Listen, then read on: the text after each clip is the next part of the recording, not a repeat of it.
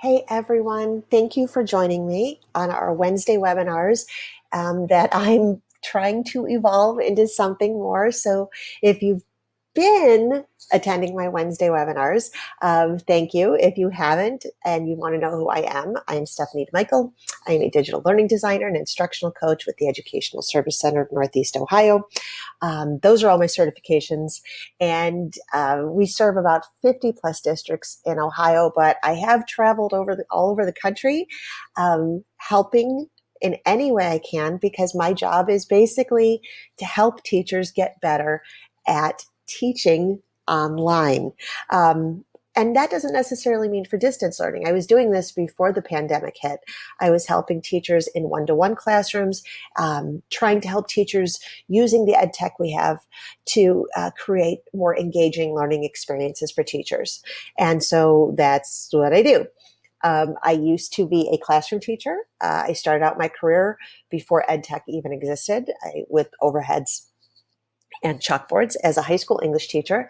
In 2008, I had the opportunity to design my own gifted and talented classroom, and I did.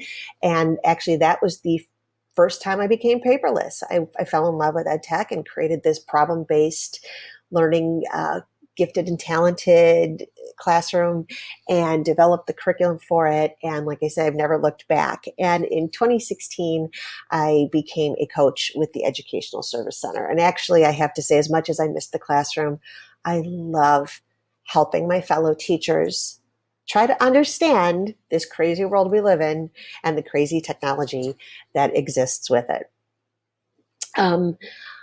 I will tell you right now, whether you are frustrated and exhausted or tired or cursing your very existence right now, I hope that you can find the silver lining with the idea of distance learning or online learning, whatever we want to call it. While I do believe a balance is necessary, that there are there's social components that you cannot replicate in an online environment. The silver lining is that distance learning has provided us opportunities for flexibility in learning. Like today, this is a perfect example. I used to do my Wednesday webinars, like meet me at 4 o'clock online. And then I started thinking, well, we have the tools. Why am I making you adhere to my schedule? You're all very busy. I have all kinds of different learners. I need to be more flexible. Student agency. I think distance learning allows us to put learning in the hands of our students.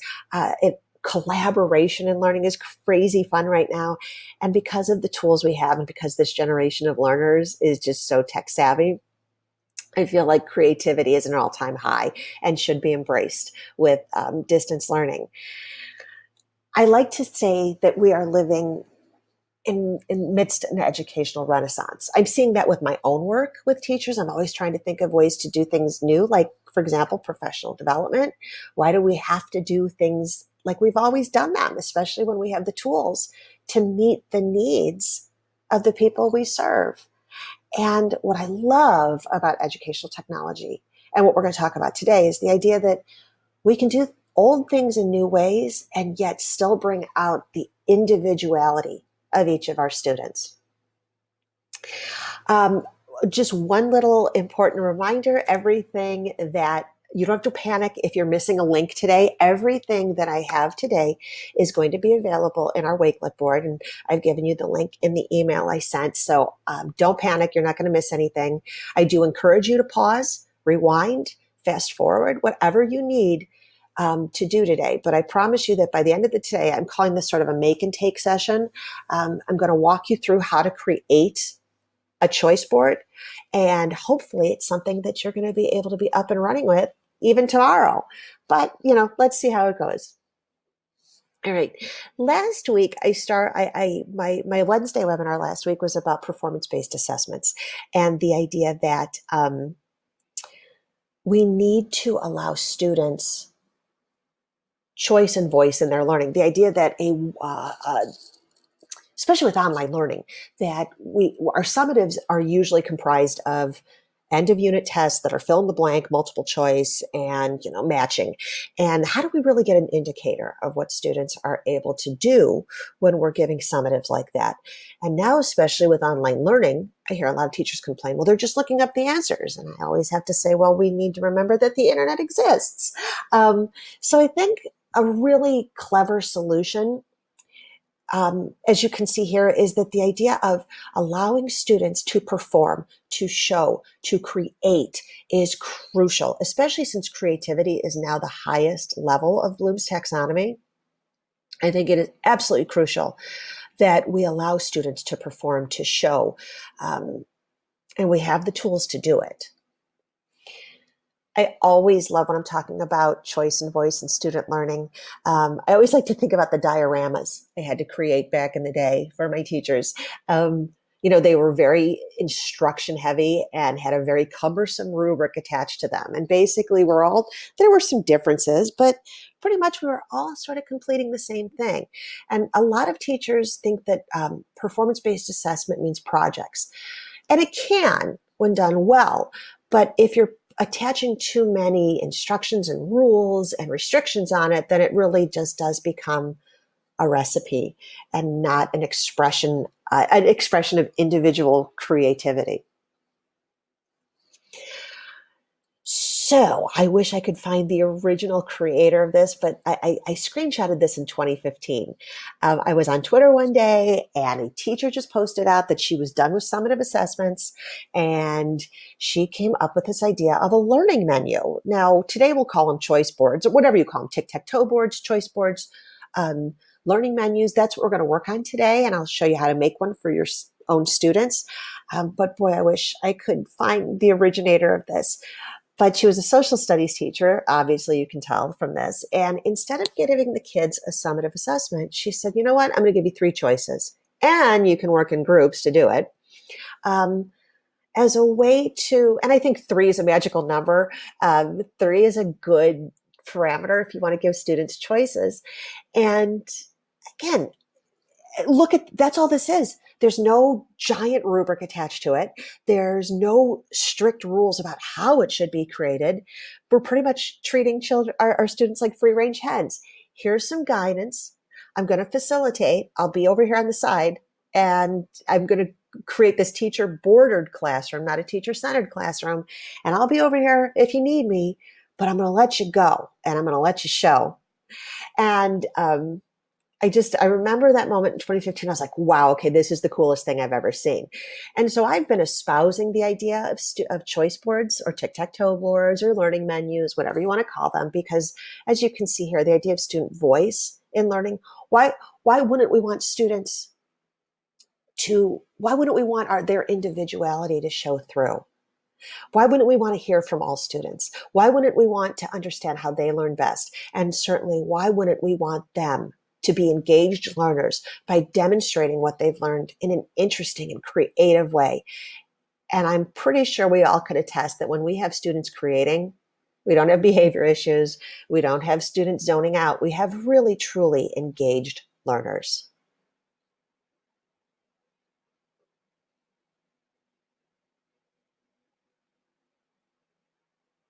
Okay, sorry about that. I had to take a tiny little break. My coworkers in the house are being disruptive, but that's okay. Hey, I have the technology here. I can stop and pause. Okay, so let's get started with the idea of choice. This was actually something I created in 2016 or 17. I can't remember, but it was a 5th grade teacher. And part of the Common Core standards is students had to write a persuasive essay. That's standard. Totally get it. But once they had written their persuasive essay, the teacher said, I want them to be able to do more. I want them to have fun. And so I talked to her about the idea of a choice menu or choice board, and she loved it. And so as you look at this, as you view this, and I've got a copy of it in our Wakelet board, the idea of the center square is the non-negotiable. That's the thing that has to be completed. But then here's other ways to show your voice, students. Here's another way to express yourself. And whether you're kinesthetic or an audio or you're an artist or, you're crazy. I mean, this 5th grade class, by the way, 25% of them had their own YouTube channel at the time. So this was a creative group of kids. So they weren't fearful. And in fact, once I shared this board with them, they would come up to me and say, hey, can we try something else, I have an idea. And so now actually what I do in all of my tic-tac-toe boards is I include a blank square with the idea that here, create something here. What's your idea? Get it approved first, but what's your idea for really showing what you know? Let me show you here another cool idea. This was a choice menu. Again, I saw it on Twitter. And it's the idea of this was a Mission to Mars writing project, and students from each column had to choose one thing from each column to show what they know. And so look at this, find a YouTube, create a Google Sheets, and come up with 10 most important supplies you're going to use. So this idea of using the tools that are available to show what you know are great. There's creating an infographic, creating a roadmap, the scenarios, a journal entry, a song, a poem, a science fiction short story, a what if, an advertisement. So all of these ideas are super cool. And again, you give students the idea, here's what I'm good at. I play the piano. I can come up with something, or I'm an artist, or I have my own ring, light, and I'm pretty good at screencasting or even casting myself. Video editing. So allowing students to perform and show, and not only show you, show their classmates and show the world, is very empowering for them. Speaking of, so again, I'm trying to find the simplest way now, because again, sometimes we give these choice boards or these tic-tac-toe boards to students, and they're, again, very cumbersome with instructions. My advice and the activity on the left, this is an example of a choice board from Meredith Akers, and she created it in a Google Drawing. It's in our Wakelet board if you'd like to make a copy. You can see it's just a quick overview of here's what you're going to do. Here's the guidance, but I'm going to set you free to kind of go ahead and create. The example on the right is from Amanda Sandoval, and this was made, a tic-tac-toe board. This is made in Google Slides. So when the time comes, we're going to walk through how to go ahead and create this on our own. Now, I'm sure I can hear it. I hear you go saying, oh, that's all well and good, Steph. Love the choice board, but how much more work is that going to be for me on this end grading? And I highly, highly recommend you check out Jennifer Gonzalez's single point rubric blog. This has been a life changer and a game changer for a ton of teachers I know. And this is also in the Wakelet board. Jennifer Gonzalez came up with the idea, and I will be the first person to tell you, I was a high school English teacher. My rubrics were like 25 squares and so cumbersome and like, did I really believe? Yeah, I really did. I really thought my students were like lapping it up and be like, oh yeah, I want to make sure. No, they looked at it, threw it, I found them on the floor. I found them left on desks. They didn't care. And so why does the work, that's the part with learning today. Why? Let's work smarter, not harder as teachers. Why do we have to do all the work? So this idea, and I know she's using the idea of a breakfast in bed, but then it's a very oversimplified concept. But what if we took the standard and defined the criteria, just 1 point for each thing, the criteria that needs to be met. And instead of giving a rubric at the end, why not use this single point rubric throughout the process where we have check-ins with students as they're creating, and they come to us and we act as their coach and their facilitator, and we say, okay, you know what, here, I can see where you're almost meeting this criteria, but here are some ways that you can improve it. Or, oh my gosh, you've knocked it out of the park. And here's how I know that you've met this standard. And we provide them the evidence, or we work together with them to say, okay, let's find that evidence to show that you've really knocked it out of the park. The link to this is in the Wakelet, because in 2017, Jennifer Gonzalez from Cult of Pedagogy sort of revised her edition or her creation of the single point rubric. She played around with it and came up with this variation sort of based on the Marzano scale with the 1, 2, 3, and 4. And again, this was much easier and more helpful for students, she found. And once you click on the blog post in our Wakelet board, you'll be able to click here and get your own copy to modify for your own standards. So for those of you, again, like I said, who are like, I don't want to do all this grading. I don't want to give 9 projects and come up with all this grading that I have to do. Just determine the criteria for each. Let them create. check in with them, be the guide on the side, be the coach, help bring out the best in them with a simple single point rubric. I think this is genius, and it takes the burden off of us. It puts the onus of learning back on the students. Okay, so I got a huge Schitt's Creek fan. I hope there are some of you who are getting a laugh because I think Moira Rose is one of those fascinating characters I've ever seen. So let's get started on creating our very own choice board.